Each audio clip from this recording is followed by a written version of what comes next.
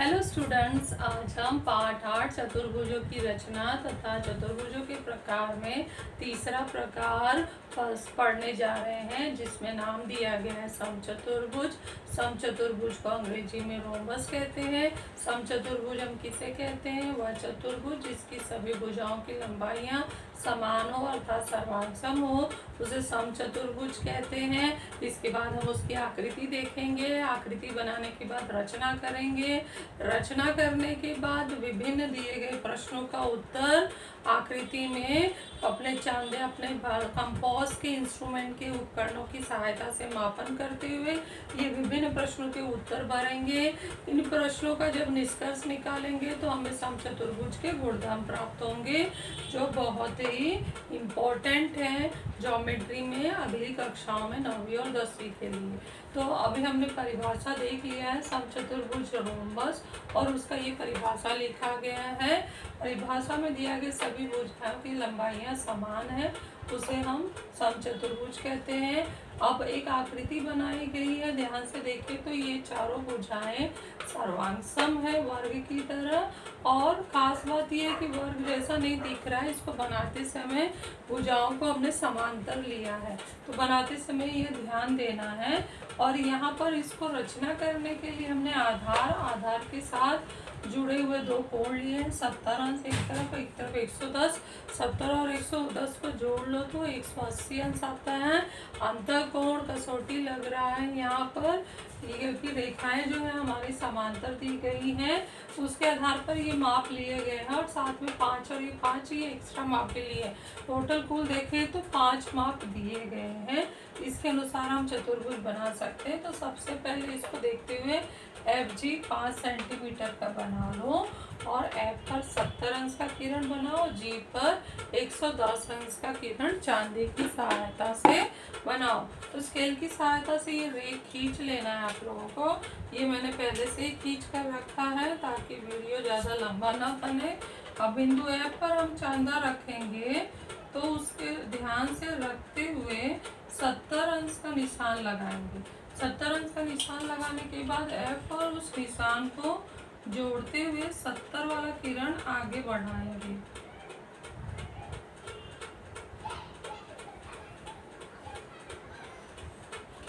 ये मैंने 70 अंश का किरण बना दिया। उसके बाद बिंदु G पर 100 G पर रखना है, और दी गई आकृति के अनुसार 110 अंश ये G पर है मध्य बिंदु चांदे का, और 110 अंश कहाँ पर आएगा इसे देखते हुए आगे बढ़ो। तो ये 90 है, 100 और 110 अंश। चांदा हिले नहीं, पहले ठीक से वो पोजीशन ले लो। 110 अंश का ये निशान बन गया। अब इसको मिलाएंगे G बिंदु को,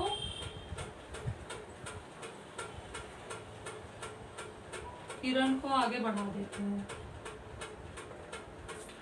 इसके बाद क्या करेंगे, हम गोला प्रकार उठाएंगे, और जो भुजा की लंबाई तो समान है, तो भुजा की लंबाई समान होने से एक लंबाई हम पहले से ही खींच लिए हैं, उसका माप लेके उस पर चाप लगाएंगे। तो ये हम गोला प्रकार तैयार रखे हैं। इसको नापने के लिए हम सीधे इस भुजा को पूरी तरह से नाप लेंगे, स्केल की जरूरत नहीं है। ये नाप लिया हमने।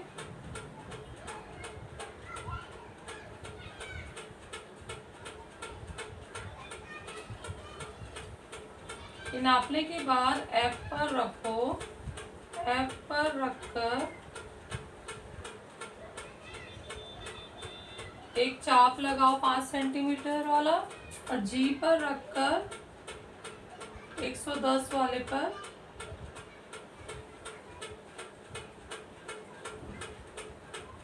चाप लगा देना है। अब ये लगा दिए हैं हमने, तो इसको मिलाना है। स्केल उठा लेते हैं।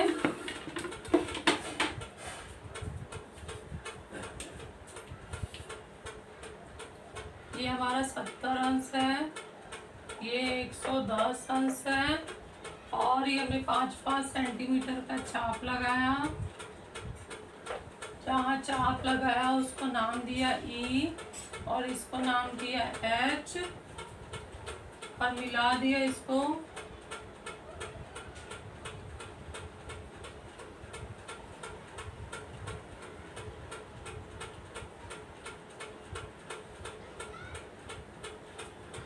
इस तरह से हमारा एक समचतुर्भुज तैयार हो गया।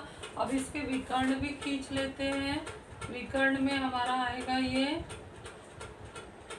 ई और जी को मिलाने पर पहला विकर्ण,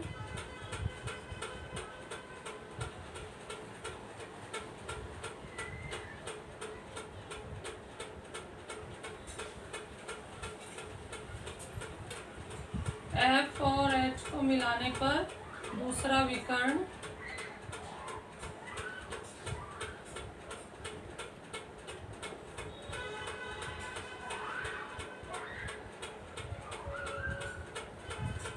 जो बिंदु एम पर एक दूसरे को प्रतिच्छेदित कर रहे हैं। इसके बाद हमें क्या करना है, विकर्ण। अब क्वेश्चन देखते जाते हैं। क्वेश्चन के अनुसार इसकी जो लंबाइयां हैं मापन करते जाएंगे। तो पहला अगर हम कृति के प्रश्न देखें, ये हमारा पूरा रेडी हो चुका है।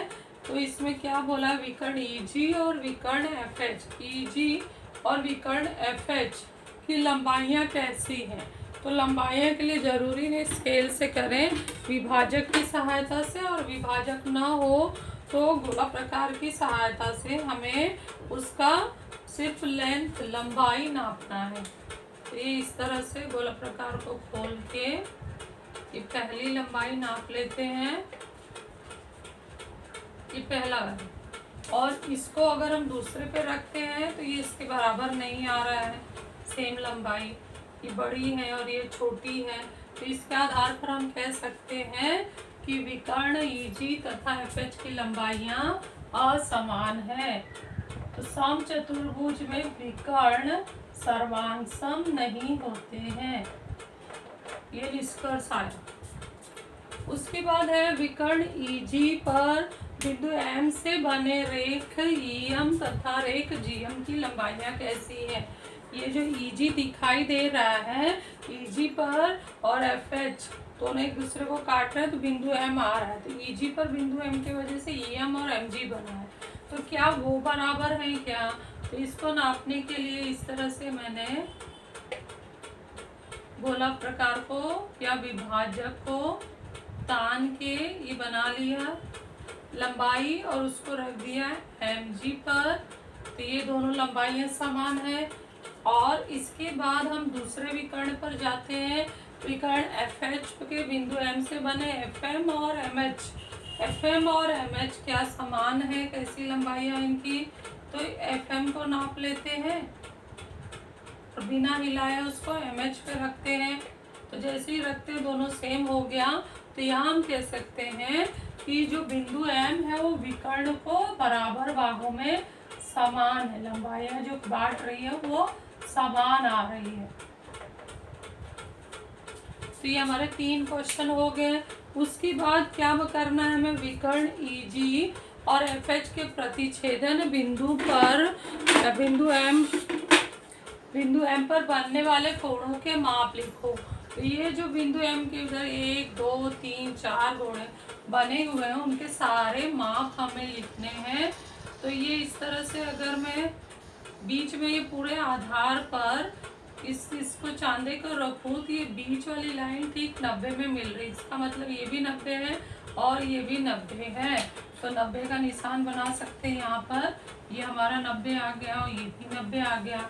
अब इसको चांदे को इस तरह से रखो, आधार से आधार मिला दो, और ये देखो ये हमारी बीच वाली लाइन 90 को मैच कर रही है यहाँ पर। तो मतलब ये भी हमारा 90 ही है। चारों कोण हमारे 90 अंश आ रहा है। तो यहाँ पे हम चारों कोणों के माप लिख सकते हैं, 90 अंश, 90 अंश, 90 अंश और 90 अंश। इससे निष्कर्ष क्या निकलेगा, ध्यान से देखें। तो इससे निष्कर्ष निकल रहा है कि विकर्ण सर्वांगसम नहीं है। इन दोनों से निकल रहा है कि विकर्ण समद्विभाजित करते हैं। और इससे निष्कर्ष ये निकलता है कि ये दोनों विकर्ण समकोण पर प्रतिच्छेदित कर रहे हैं। अभी नेक्स्ट हमारा आ रहा है समचतुर्भुज के सम्मुख कोणों का मापन करो। सम्मुख कोणों के मापन, यानी यहाँ पर देखो ये जो हमारा दिया गया है कोण ई एफ जी 70 अंश दिया है, तो इसका सामने वाला कोण क्या है, EHG है, वो कितना है, कितना आएगा। तो इस पर चांदे को रखते हैं बिंदु H पर और आधार से मिलाते हैं। ये मेरा आधार है, आधार से मिला दिया तो एग्जैक्ट ये देखिए हमारा, ध्यान से देखो, ये 70 अंश पर आके मिल रहा है। तो मतलब ये जो हमारा कोण है वो कितने अंश का है, 70 अंश का है।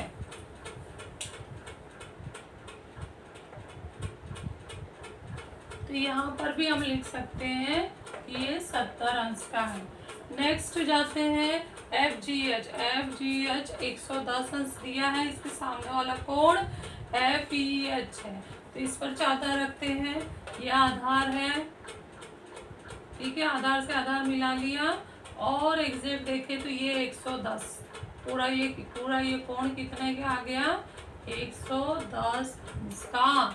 तो यहाँ पे हम लिख देंगे ये हमारा ये 70 अंश है, तो ये 110 अंश आ रहा। मतलब सामने वाले कोण सर्वांग सम होते हैं समचतुर्भुज के। तो ये सिर्फ एक तरफ हमने माप लिया था, दूसरी तरफ अपने आप आया है। तो यही गुणधर्म है कि समचतुर्भुज के सम्मुख कोण कैसे होते हैं, सर्वांग सम होते हैं। एक अगला भाग छठवां हमें क्या देखना है कि जो विकर्ण है, समचतुर्भुज के जो विकर्ण है वो प्रत्येक कोण को समान भागों में बांट रहे हैं या नहीं। तो हर एक कोण पर 2 कोण बना है, दोनों कोण को नाप के देखेंगे। ये पूरा 110 का है, अगर ये 2 समान भागों में बटेगा तो जरूर इसका माप 55 आएगा। ये अगर समान भागों में बटेगा तो 35 आएगा। ये भी वैसे, ये भी वही चेक करना है और यहाँ हमें माप लिखते जाना है। तो हम कोण ई पर देखते हैं। कोण ई पर हम अगर रखें, ये कोण ई का आधा वाला भाग है 55 अंश,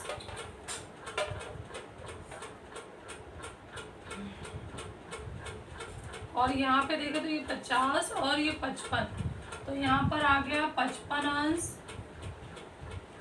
55 अंश।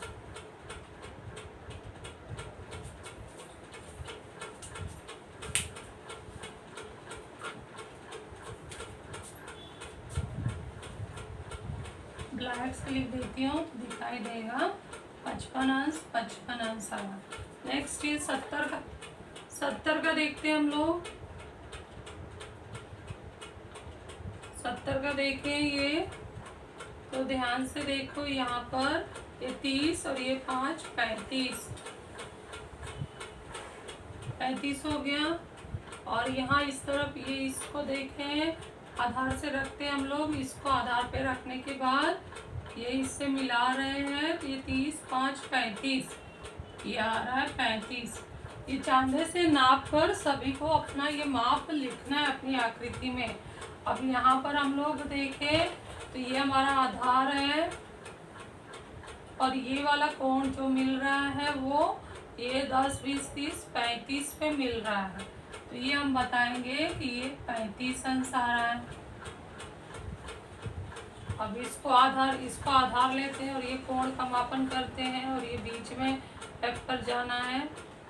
तो ये आगे हमारा एग्जैक्ट 30 5 35। और अब यहाँ मापन कर लेते हैं। ये आधार रख लिया हम लोग ने, तो ये 50 और ये 55 अंश।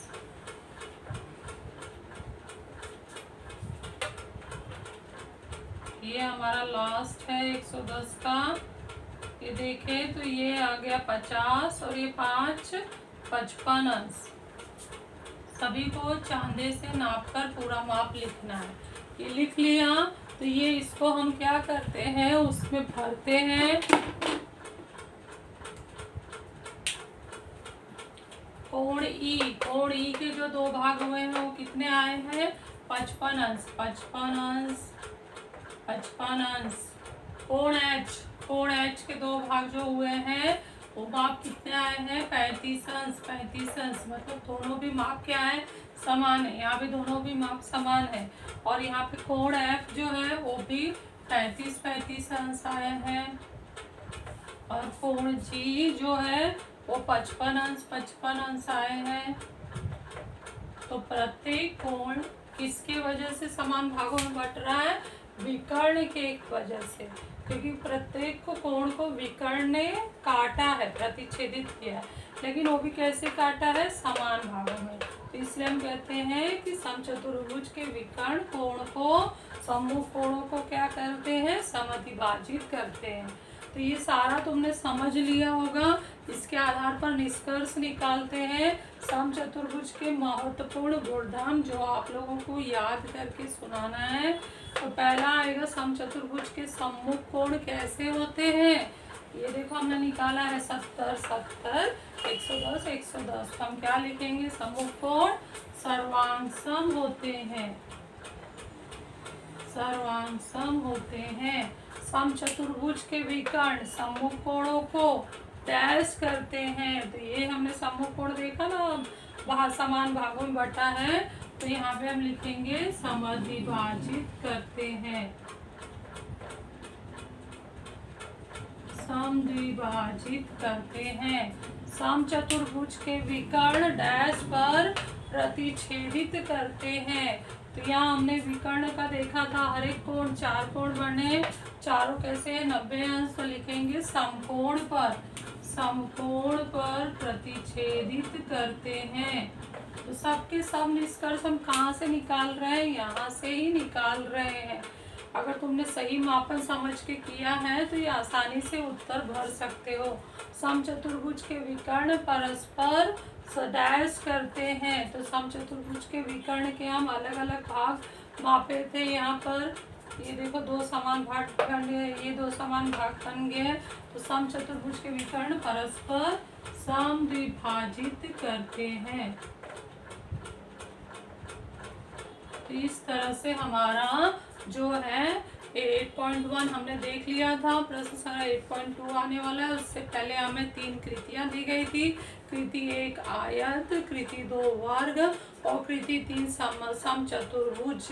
तीनों कृतियों करने के बाद हमने गुणधर्म सीखे।